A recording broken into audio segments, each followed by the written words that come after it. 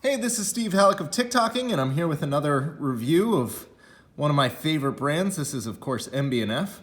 As always, you can find me at Steve Halleck on Instagram. You can check my stuff at TikToking.com. And I've got a podcast, TikToking Podcast. It's available on iTunes and a bunch of other podcast apps. So check it out. But here we have the HM7 Aquapod from MB&F. And let's just get straight into it.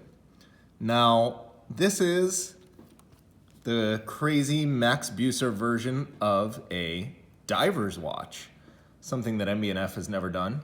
And of course, a diver's watch is maybe the most iconic watch design with the Rolex Submariner and Sea Dwellers. And here it's basically a completely reimagined take, sort of a surrealist viewpoint of a diver's watch, right?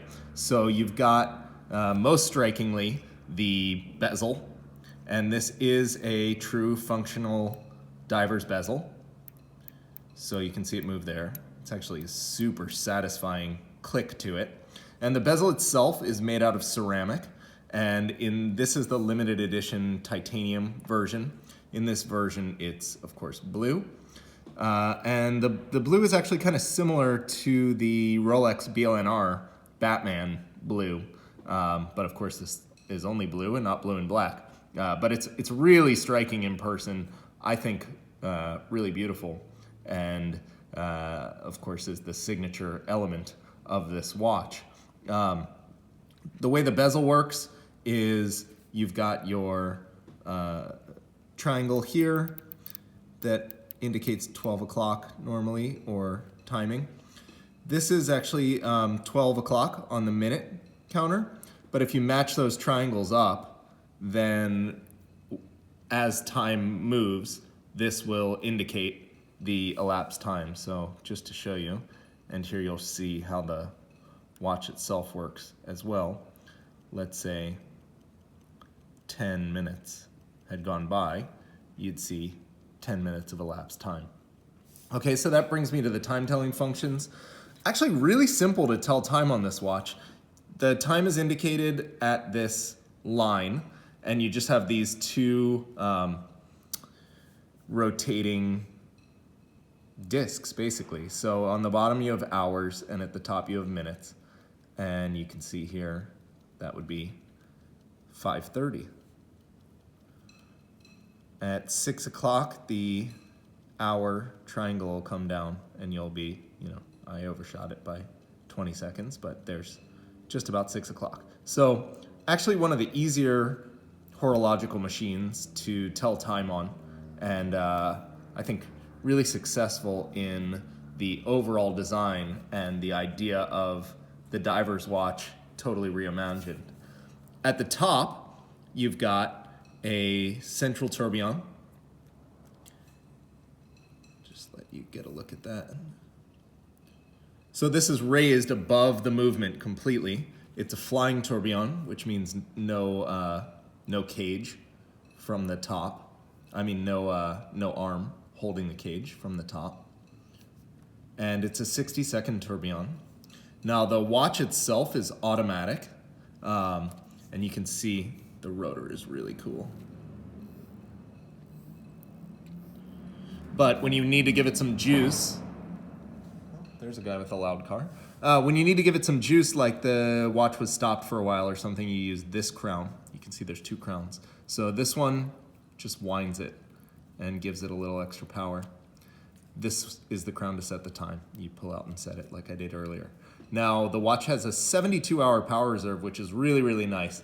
Obviously, this is not a piece that's likely to wear every day. So I do appreciate having the extra day or day and a half of power reserve over most other pieces. It's nice to, you can throw it on, wear it for a while, put it in the safe, and pull it out 2 days later, and it'll still be going, which is actually exactly what happened to me when I got it. So that's really, really nice. I find that to be quite functional. The design is after a jellyfish, hence the Aquapod name, and you can see from the side the kind of jellyfish look to it. The entire thing is circular. There's basically no straight lines anywhere on this watch. And the lugs themselves are fully articulating. So it actually fits quite well on the wrist. It comes on this rubber strap, which MB&F doesn't do a whole lot of, but it's a very nice strap and makes the watch quite comfortable between the rubber strap and the articulating lugs and the fact that the case is titanium and not very heavy. You know, it's made basically a lot of sapphire and some titanium and this ceramic bezel. So again, the rotor is sick. It's you know, platinum as the oscillating weight, and you can see the movement underneath is like a gold color, so you can really see it pop out. The finishing is actually really nice on the movement and on the case. There's all sorts of these kind of mixes of polished and brushed surfaces and these screws, and you know, a lot of thought went into this particular case. So let me show you the watch on the wrist. It's definitely a big watch.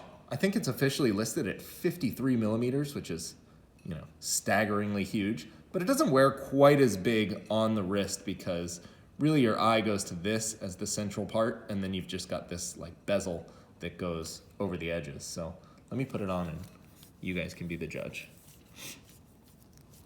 It also helps that it's really comfortable. You know, it may look kind of big, but let me pull the camera up a little bit for some perspective. So it may look big, although totally wearable, and my wrist is, you know, not very big. So I do think it's wearable, but you can see the lugs come from very much inside on the wrist, and then because they're articulating, they really hug the wrist. So I think if the lugs, you know, started from the bezel and came out, it would be a real problem because it would just come like straight down and leave that big gap. But because they actually start quite a bit inside here and then follow the natural curvature of the wrist, it makes it actually really wearable. And you know, it's not that crazy tall either. It's not like you're gonna catch it on everything because again, the bulk of the watch is just this. You know, it doesn't come from a thick case and then the dome. There's basically like just the dome. So I find it to be quite wearable. Again, it's easy to tell the time, but I do have to say this is one of the wildest pieces actually on the wrist that I've ever worn. And I used to wear an HM4 almost daily. I think this actually is even wilder on the wrist, mainly because it's this interesting mix of like familiar design items and then totally unfamiliar designs. Whereas like the HM4, you know, that's the one with the 2 jet turbine engines. People see that and they don't even really know it's a watch. It just looks like something wild, and you know, they don't know what kind of device it is.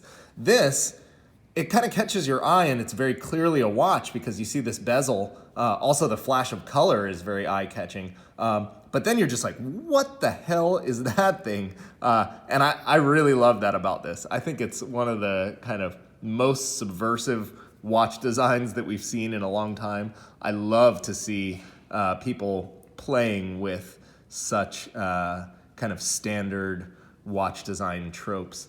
And I think it's really successful.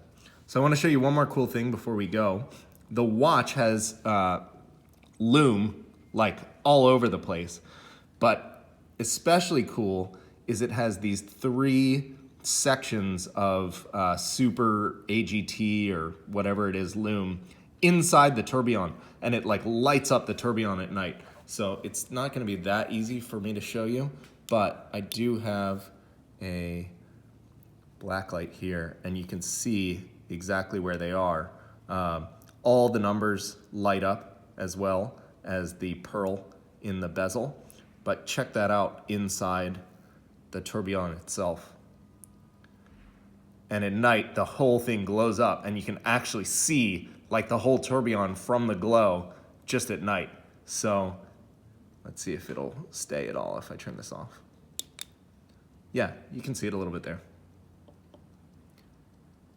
Sick watch. This thing is just like, I can imagine Max really having a lot of fun designing and making this. And it's just a fun watch. I mean, I love watches where people really have fun, but make it, you know, with real quality and make real horology with it too. This to me is what independent watchmaking is all about, and contemporary horology. And so I'm really excited to have this one in and excited to get to show it to you guys. I hope you enjoyed it.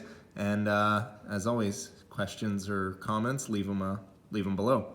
Thanks.